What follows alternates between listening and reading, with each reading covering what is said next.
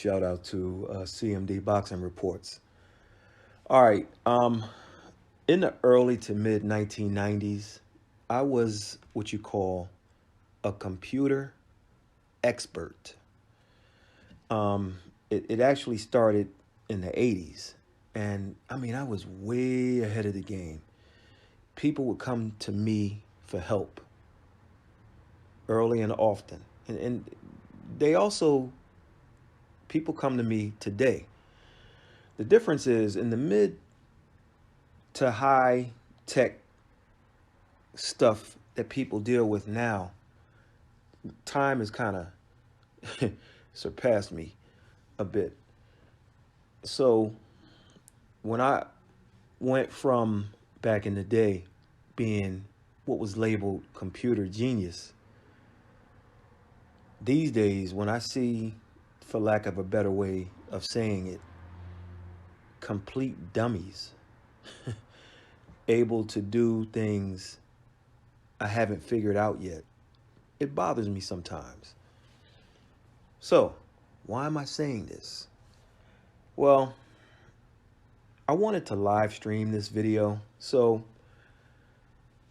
I go to YouTube and select live stream and then title my video and then select the option to go live.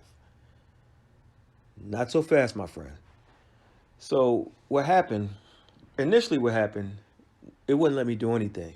And then I did some playing around with it and it told me I had to pick like one of,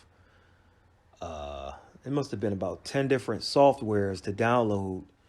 And I'm like, come on, man. It has to be easier than this. So then I said, all right, let me come out of Internet Explorer, which is going to play out. Let me go to Microsoft Edge. And then for some reason, I don't even remember downloading it, but I went to Google Chrome. And when I went through the YouTube Studio or whatever it's called for that, it just let me play around. But what I want to do is, I don't want the camera to focus on me when the video starts. I want to have it like a PowerPoint presentation where I can put multiple pictures and it'll kind of just jump. So I got some reading up to do, but if there's anybody out there who considers themselves a computer expert these days, and listen, I'm a Word expert. I'm a bad boy when it comes to Excel. And I mess around with PowerPoint a little bit and Visio. But for this, which I'm sure will come easy once I just educate myself a little bit, but I could read and just try to catch up on the times as far as this, or somebody can just tell me, here's what you do. So if you're out there, shoot me a note at the bottom. I'll give you my email or my number and we could chat it up. Anyway, and I understand there's stuff like StreamYard and what have you, but I want to open up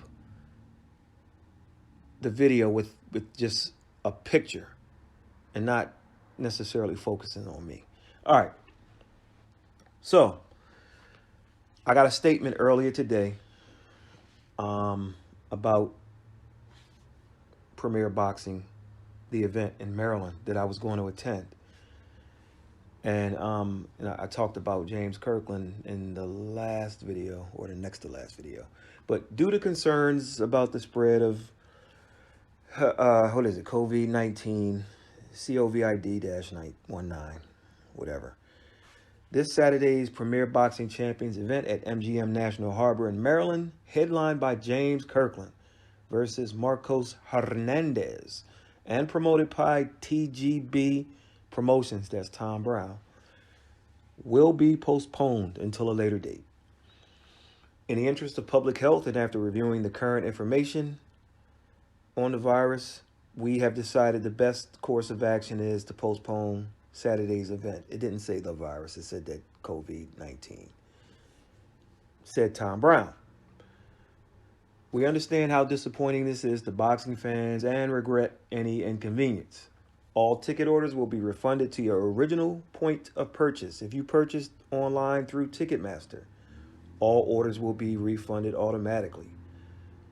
If you purchased with a credit card, on property, or over the phone with MGM Resorts, all orders will be refunded automatically.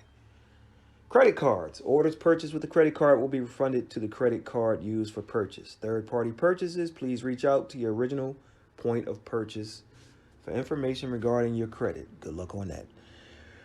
Please allow up to 30 days for this refund to reflect with your financial institution. Okay. If you have any questions, please contact Ticketmaster's customer service line at 1-800-653-8000. Now, I was supposed to go to the fight with my colleague, Robert Uzel, and cover the fight. And I looked forward to it, I should say, for two reasons.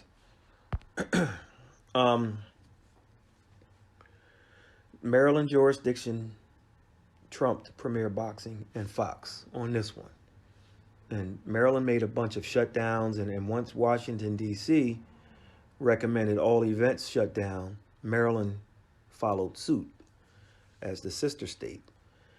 MGM National Harbor in Maryland is literally 5 minutes from our nation's capital.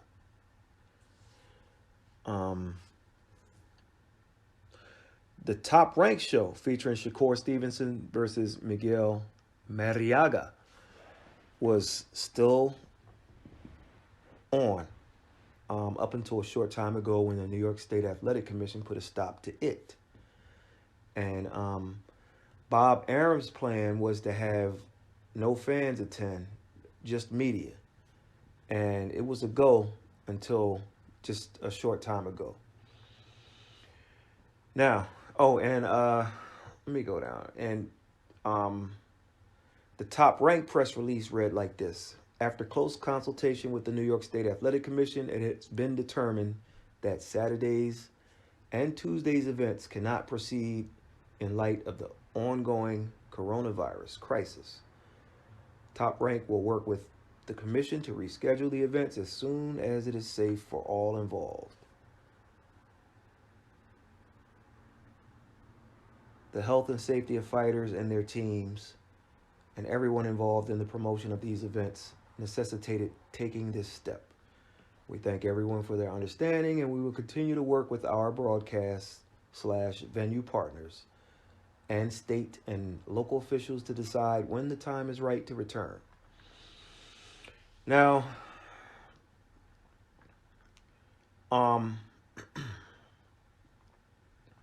in a prior video, I said James Kirkland, yes, that James Kirkland was going to be in a fight this weekend, meaning the opponent was going to come to party.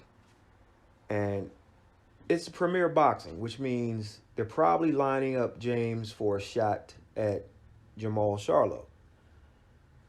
Ann Wolfe is back for her third stint as his trainer. And James has 2 losses, and both times he fired Ann right before those 2 losses. So he's undefeated with her.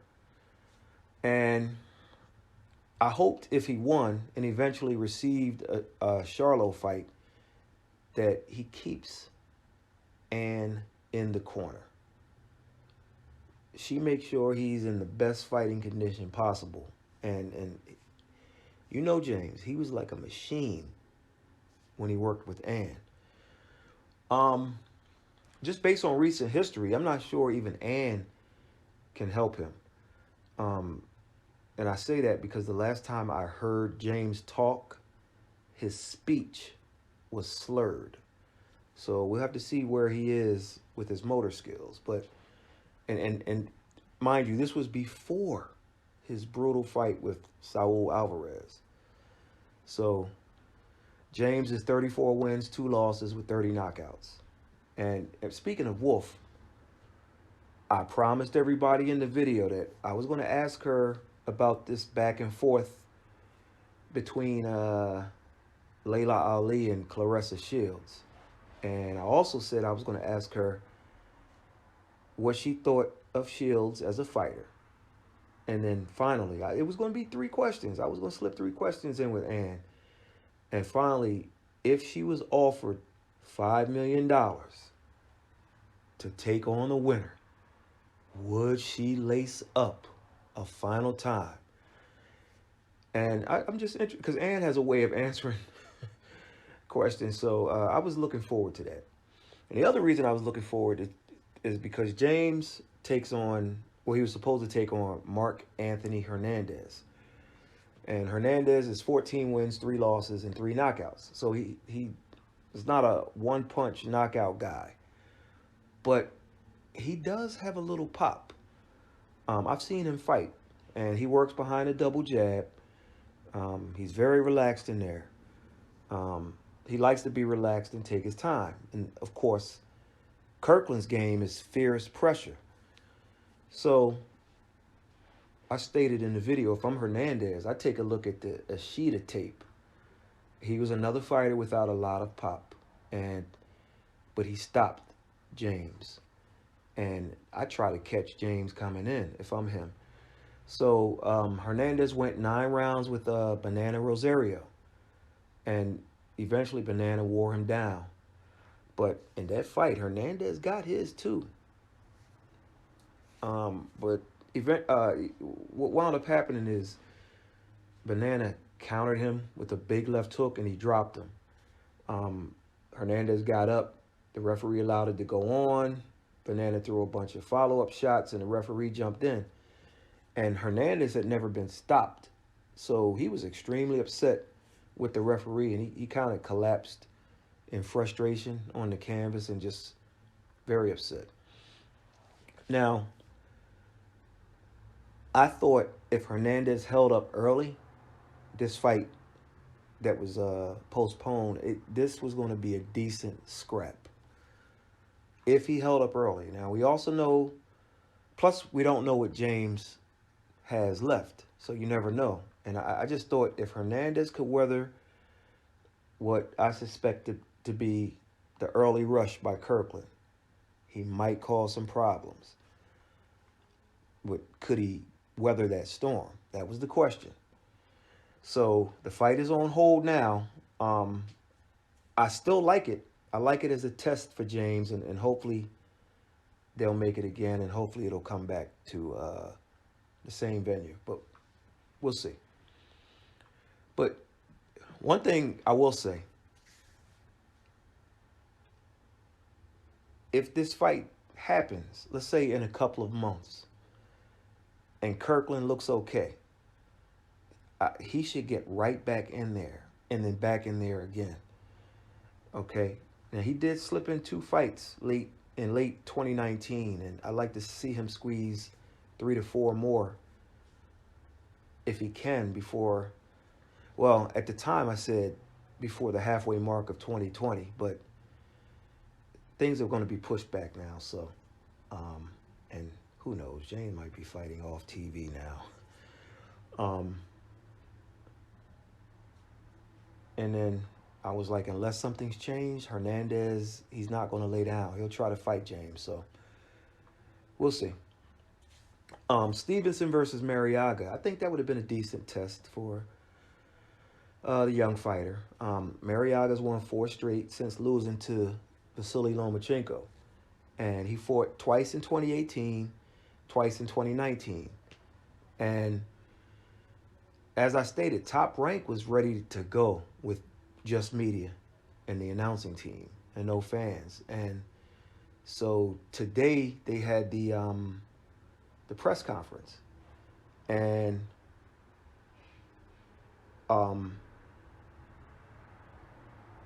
Mariaga looked decent in the photos from the press conference. He you could maybe say his face might have been slightly drawn a little bit, but look, you got guys trying to make weight. But he didn't look bad. And Shakur would have been defending his WBO World Featherweight title he won last year against Yoet Gonzalez, or Joet, as most people say. Also, Jesse Magdalena was on the card, and he was going to face the hard punching, undefeated Sakaria Lucas from Namibia. And I was looking forward to that fight. Edgar Berlanga, 13-0, all 13 via the knockout, was also on the ticket. And he's one that fans like to follow because, well, you know what will likely happen. You're going to see some fireworks. But back to the card at MGM. Another interesting matchup was set between Justin DeLoach, a good fighter who's been in there with Nathaniel Gallimore. He's been in there with Banana Rosario.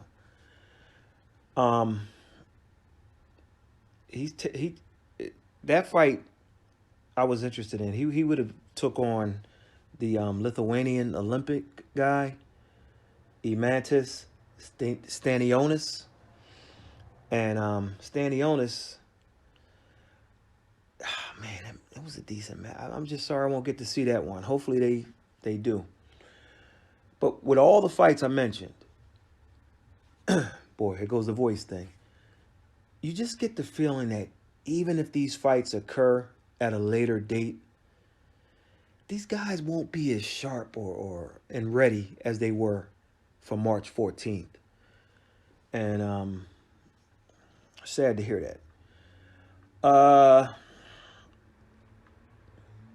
So how does this virus affect my trip to Vegas to cover the Box Fan Expo and the fight with two guys with questionable past, Saul Alvarez and Billy Joe Saunders?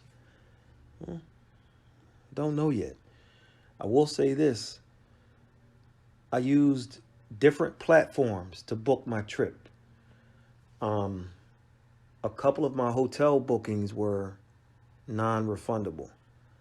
Some are refundable up to 72 hours before my flight or before the day that I booked it for, like April 30th, I think I was due. And so let's say they ban flights to Las Vegas for Cinco de Mayo weekend due to the virus. You think I'll get my room refund back that was non-refundable? I tell you what, I'll go on a letter writing campaign until I do. And I can't see them not honoring that if it's related to this virus. Anyway, if that fight goes down May 2nd, hopefully there's VADA testing for this one. Both guys have tested positive in the past. And if boxing really cared about drug testing, it would not only be mandatory, but the standard would be used, in this case, VADA. You go with the best type of testing, the best testing we have. But no, boxing doesn't care about, does it? Well, boxing is the only sport where the athletes can say no to testing and then put it in the contract. No, we'll just do the regular urine testing that the state does, which has caught exactly who in the past 15 years? Give me a break. Anyway, Saunders presents some challenges with his footwork and his stick and move style. Alvarez will try to offset that by going downstairs to take those wheels away. I mean, when the time comes, if it happens, we'll talk about it more. One piece of good news, at least at the time of this video, Friday night's Showbox card is still on. And that's coming from Minnesota. Well, when you talk about states that you can't comment on about their commission, like, do you know anything about Minnesota's boxing commission? Sometimes let's put it this way. I mean, when when Tommy Morrison supposedly had HIV, I think West Virginia allowed him to fight. So when you talk about these commissions that aren't like in your top five or what have you, like when you eliminate New York, New Jersey, which has the best commission in the world, um, Las Vegas, California, Texas, which I don't want to get into, but when you start talking about states other than those, you just don't know. Like Michigan, terrible. Anyway,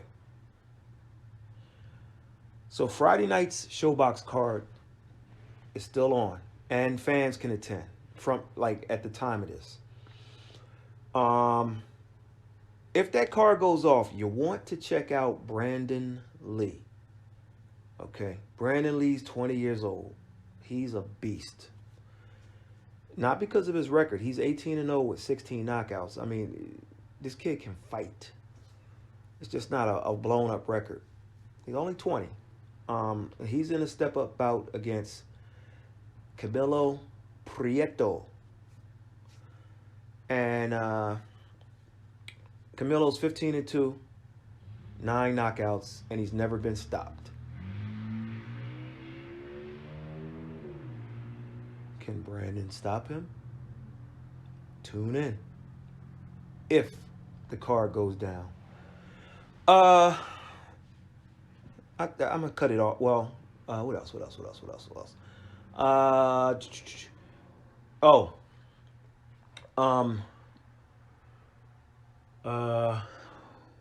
Kalnacki.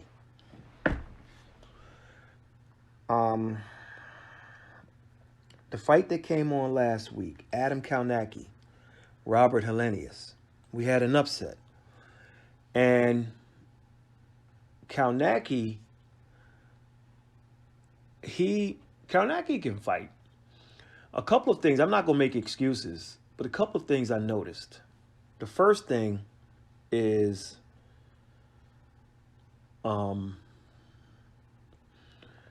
Kalnacki needs to fight somewhere between 240, 242, and maybe 250 tops. He's always been just a big dude with the pot belly and all that, but he was like wobbling. Like if you take a look at his fight with Artur Spilka, and you see how he moved, and then you take a look at how he moved against Helenius, I'm like, dude, you can't move. And he stalked what's my man name, Spilka, down and walked him to the ropes and hurt him, got him out of there. If Helenius didn't go to the ropes, Adam couldn't walk him there like he did against Artur. And if you look at how he moved in both of those fights, and you'll see that extra luggage he was carrying didn't help. That's the first thing I noticed. Second thing is, he just had a baby.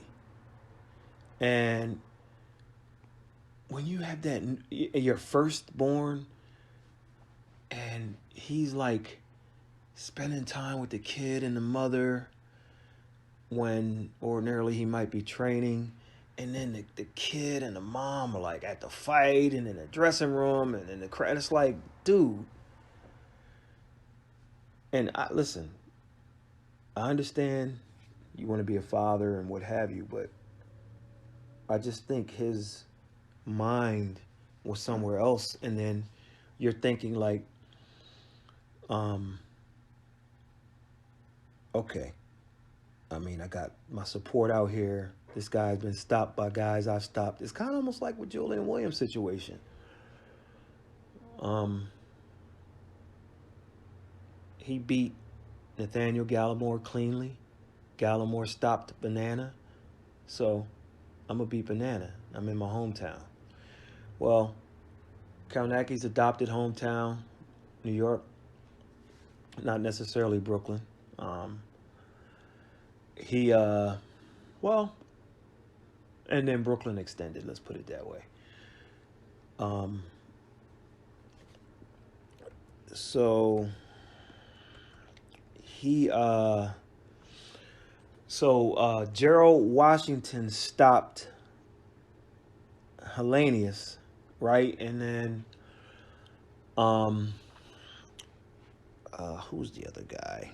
Because Hellenius has had 3 losses. He lost to Gerald. He got stopped by Gerald Washington. He lost to Dillian White, and he got stopped by Johan Duhaupas, right? And then Kalnacki stopped Gerald Washington. And so did I say that wrong? Did I say Spilka stopped?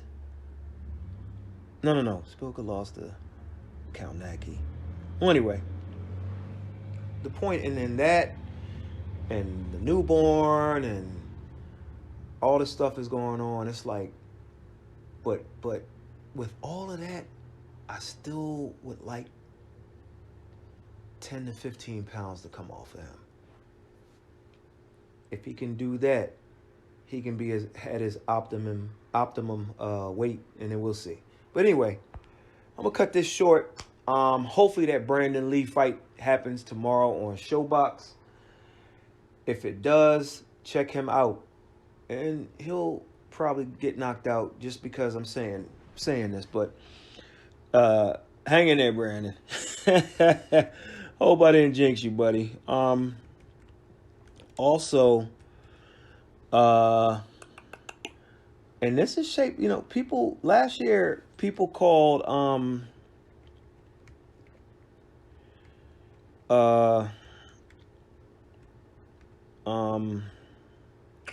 2019 the year of the upset, but I'm gonna tell you like this. This is shaping up the same way, if not more. And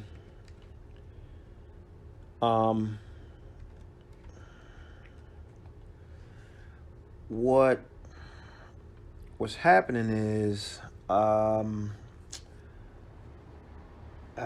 gosh, I was talking to my boy. I don't have that list. In the next video I'll talk about some of the upsets that happened this year. But there was of course the Kalnacki fight. There was the Julian Williams, the Chocolatito, who was an underdog in that fight. Oh boy, man, I had a list. I just don't have it, but that's crazy.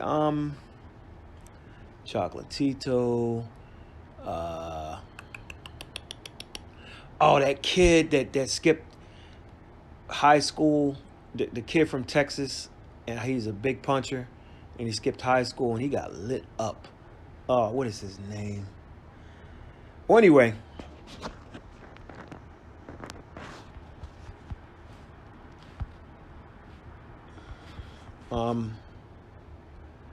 I'll do that in the next fight.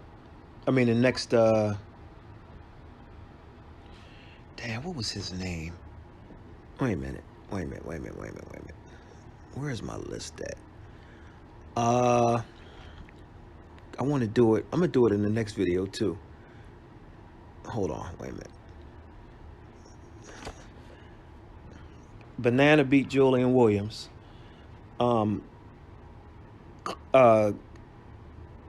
Guajardo, Raymond Guajardo.